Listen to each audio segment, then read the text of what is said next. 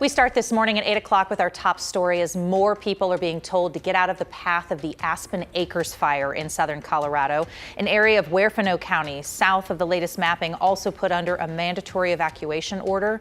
The Aspen Acres fire is now the 8th largest wildfire in state history. Firefighters are struggling to get any containment on this one. It's now burned more than 81,000 acres, about 127 square miles. That fire's burned at least 180 buildings, many of them homes, and about 11,000 people are under evacuation orders this morning. Good morning. Thanks for joining us on a holiday weekend, but a weekend with a lot of fires still burning. I'm Jennifer Meckles. We're going to get a check on your 4th of July forecast with the Weather Impact Team meteorologist Jaden Knowles in just a few minutes.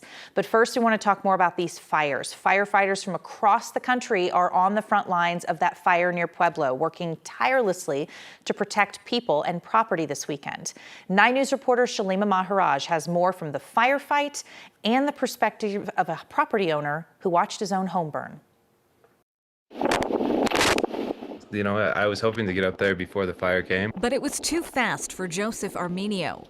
All he could do was watch. Once, fire's in the trees and the wind's high, the best people can do is get it out of the way. His Ring security camera captured the moments leading up to the destruction of his property. There's a lot of people that are suffering with, fear, uncertainty. For Joseph, there was a measure of mercy, watching it happen in real time. They're getting evacuated and they don't know.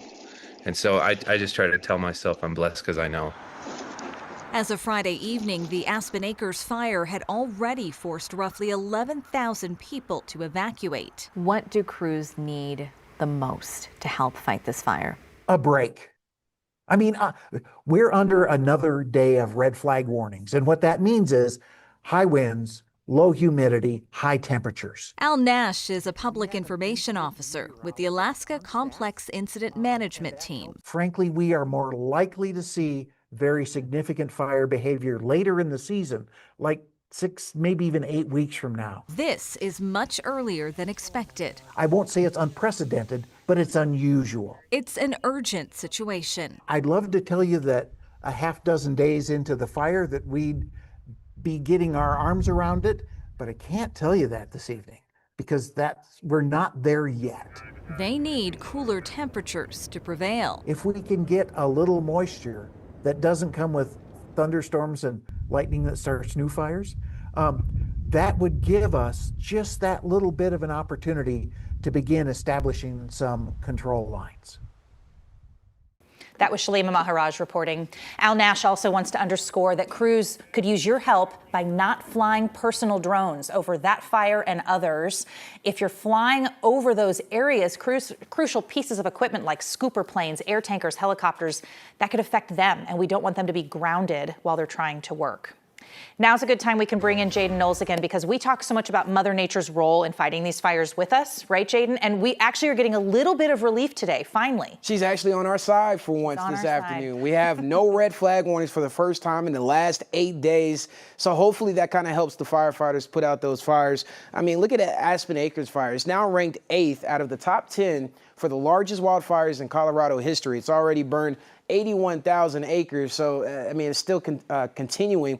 There's zero containment with that. But for the most part, hopefully we can get a little bit of containment with that this afternoon. Temperatures right now heading out the door, the upper 60s, a very nice and warm start to your Saturday morning here on the 4th of July. Noticing a little bit of haziness out there. Temperatures statewide, a nice and warm start everywhere that you go. A little bit cooler towards the western slope right now. The low 60s there. Live radar, we are nice and dry. Did see a couple of isolated showers and thunderstorms overnight into early parts of this morning, but luckily we are dry across the entire state and going to continue that way throughout the morning hours. So if you're heading up to the Greeley Parade this morning, Greeley Stampede Parade, it's going to be A-OK. But then as we head into the afternoon hours, here's what we're tracking. Noticing level 2 risk shaded in yellow, level 1 shaded in green. We could see maybe a storm or two capable of producing some large hail as well as damaging winds. But as I mentioned this morning, we're going to be very nice. We're still going to get up to the low 90s this afternoon. But later on in the show, we'll talk about the timing and the impacts of those storms in my full forecast. Jenny?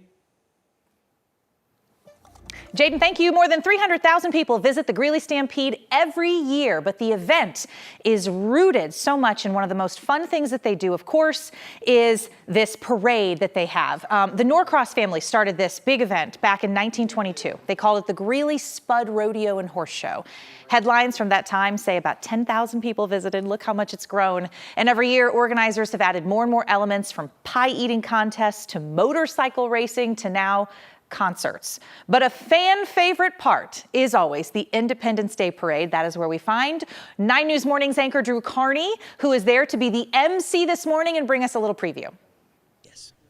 Hey there, Jenny. Good morning again. We are live in Greeley and happy to be here on the 4th of July saying happy birthday to America. We're celebrating a few things this year. They're saying this is going to be the biggest, the greatest Independence Day Parade in Greeley Stampede history. Number one, because it is America's 250th birthday.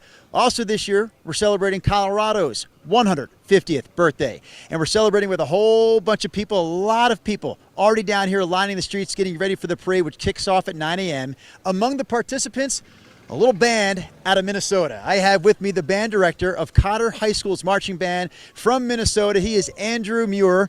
What part of Minnesota again, Andrew? We're in the very southeastern corner, so right down where we hit Wisconsin and Iowa, right on the tip there. Most of the parade entries are Colorado focused, locally based, you guys being one of the exceptions. What is it about this parade? Because I know you've been here before for this. What is it about this parade that makes you want to come back? Yeah, Colorado's part of our rotation every 4 or 5 years because it's just so beautiful down here and there's so much to do to keep kids having fun.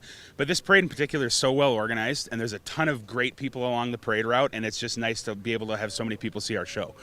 Give me a taste, a sense of how big your group is, how many kids, what kind of instruments we're going to see. Give us a little flavor. Yeah, we have around 40 with us, and it's so full kind of high school marching band instrumentation. So we have woodwinds, brass, percussion, and a color guard.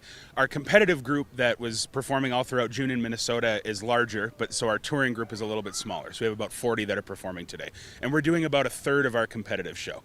So, okay. Well, we're encouraging our viewers to come down if they can. But if they can't, the great news is we're actually broadcasting the parade live on our air. And you told me about 6 minutes ago that this is one of the best parade crowds that you've actually been a part of. Absolutely. Yeah, there's no dead spots along the whole route, and everybody's cheering the whole time. Sometimes it's hard for our kids to hear our drum major whistles because there's so much cheering going on. So it's a lot of fun to be a part of. You know, we have a guy on our crew they call Shark.